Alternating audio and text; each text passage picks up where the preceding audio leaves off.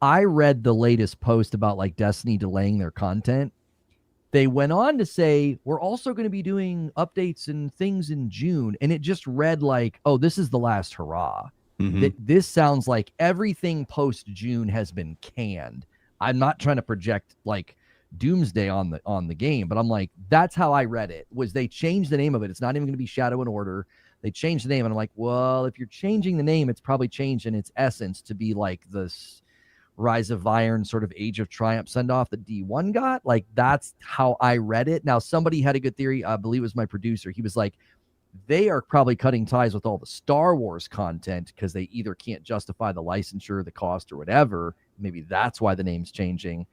To me, my gut, I speak fluent Bungie. I read that tweet and I was like, this is it, boys. This is the send off. And I don't think I was alone in feeling that. And I don't think you can justify Bungie's size unless you're working on something that sizable. Marathon will not generate enough revenue for the company's size. They're simply too large. There's all of those touch points and all the money that Destiny 2 has generated over the years. Marathon, I don't think it's ever going to hit, even if Marathon's ceiling gets to like its best possible outcome, I don't think it can generate the revenue that Destiny did. They need something of that size, which is why I do think Destiny 3 is their next big thing. And PlayStation is probably calling the shots on that. I think the independence is largely gone.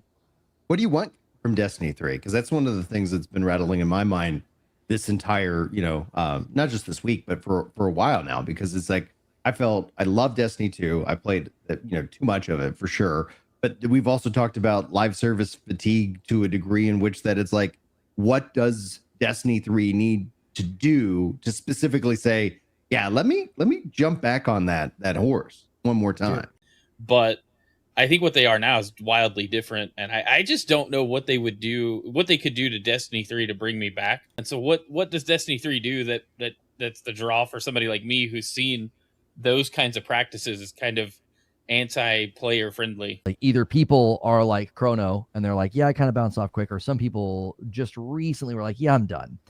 I think they would need to, number one, they have to stop working on Destiny 2. So the main reason Destiny 2 faltered and the reason they couldn't do a Destiny 3 is you can't serve two masters, right? Like, you can't be making sure Destiny 2 is going and then also building Destiny 3. So number one, from a design philosophy, you gotta just be doing that.